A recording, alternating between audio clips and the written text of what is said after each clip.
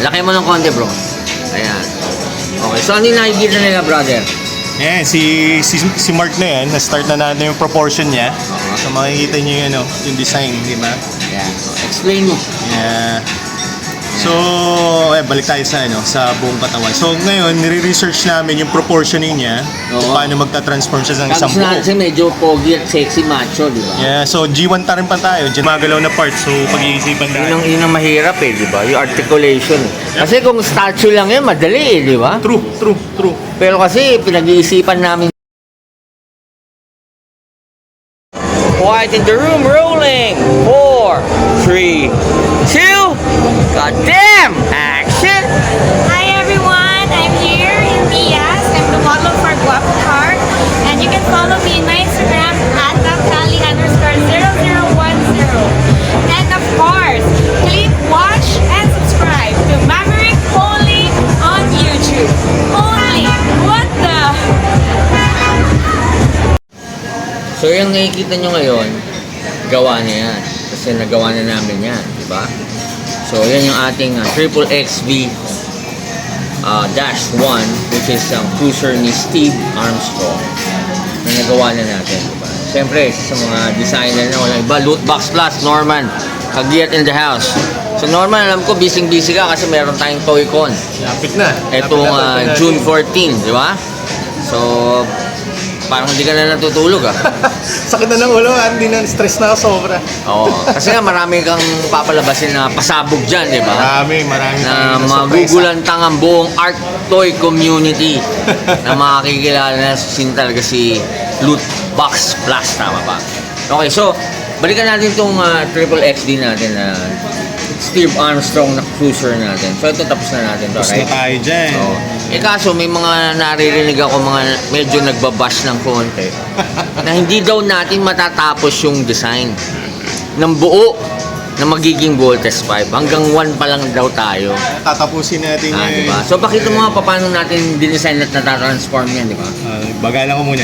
Ayan. So ayan, pag bumukas yan, lalabas yung mechanism. Ayan. So mas maganda yan kaysa sa Soul of Chogokin tsaka sa Bandai. So ayan o. Tapos tatanggalin mo yung landing gear. Diba? Ayan. Tapos papalitan ng muka. Yep. Kita natin. Paano natin dinidesign. Kasi kala nila, binili lang natin yung file sa ewan ko, sa ibang mundo siguro. Baka sa ibang planeta. O sa internet, di ba? Dinesign po namin to. Paniwalaan nila. Gusto Diba? So ayan, makita nyo, ginagawa. Pati yung mukha ko, nakikita nyo lang dyan. So ayan, diba? So ayan yung Triple XV natin. Natapos na natin. So normal, pero mo ba silang bigyan natin sila ng konting hindi naman pasabog. Kung ba parang, kumbaga sa lalaki medyo pampatigas lang. Quiet in the room, rolling. 4, 3, 2, action!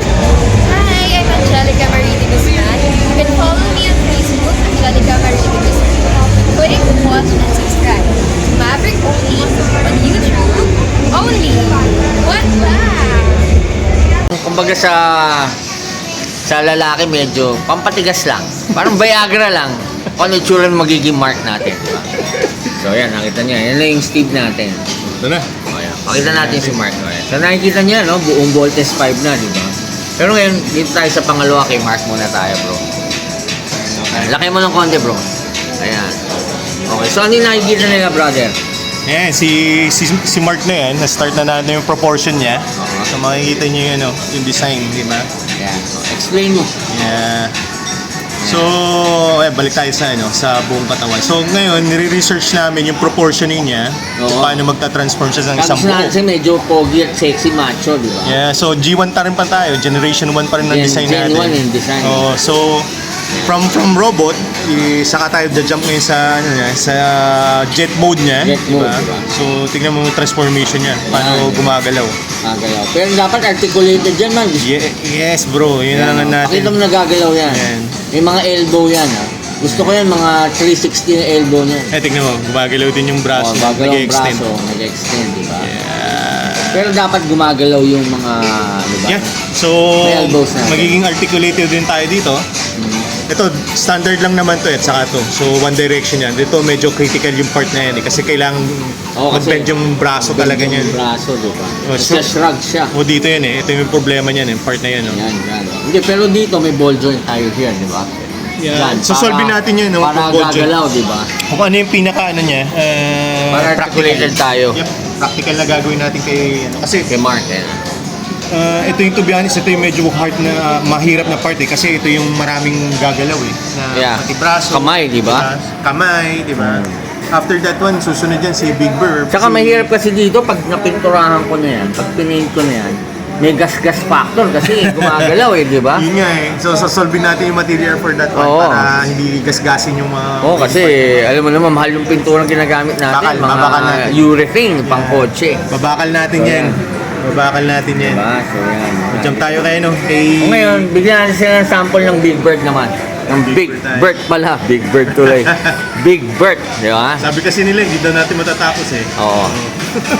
So yan naman si Big Bird. So, explain mo, Norman. Yes, Ano si yung Big Burn. natin? So, kailangan, medyo, ito, critical din to. Marami siyang transformation. Ayan eh. Pero yun yung dibdib natin, di ba? Papasok dyan si Mark tsaka si Little John. Dito si, ano eh, si Little John dito sa part na to. Oo, sa baba, di ba? Sa likod. Si Mark sa taas. Ayan. So, ayan, ipip-flip din yung ano yan. Yung opening. Ayan, oh. Yan. So dyan Sumasarado. papasok si Mark. Si Mark, ayan.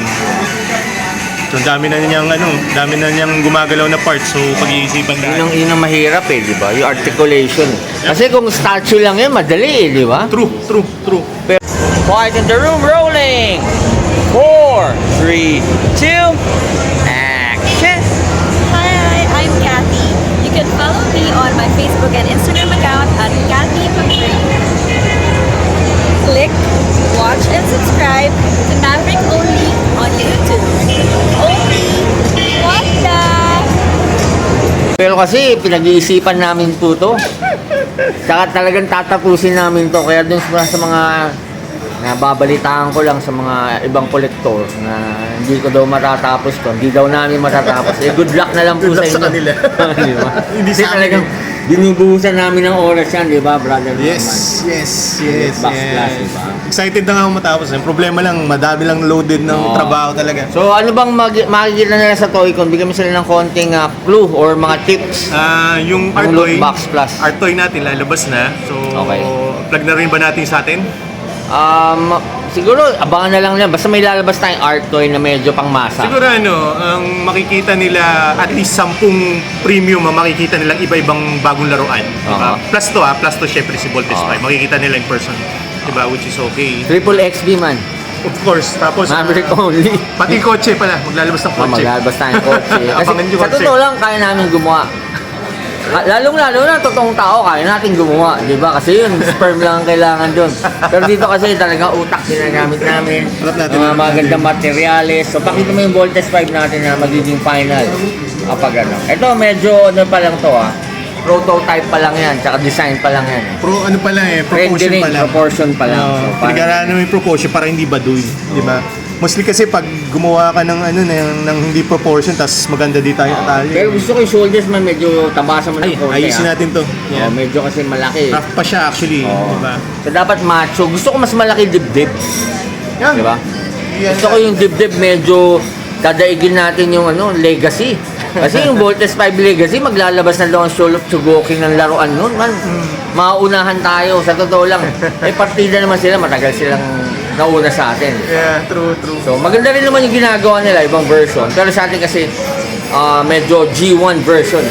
Baga sa Transformer, gumawa sila ng Michael Bay. Maganda. Bay. Oh. Diba? Nung panahon ni Michael Bay. Pero ngayon na binabalik na nila yung G1, mas pogi ang G1 ng Transformer. Yes. Kaya masahan nyo dito sa Triple XVD namin, pag nabuo, pogi rin, di ba? Pakita mo, di ba? Ayusin namin yan, G1, para sa mga OG na talagang ka-generation namin na talagang tumangkilik ng Voltes 5, talagang matutuwa. So ano pala to? Si Triple XP2 at saka Triple XB2 at 3. Si So, pag natapos natin yung 5, Triple XBB yun. Tama. Okay. So then again, I hope you enjoyed this video, you like it and you share it and add nyo.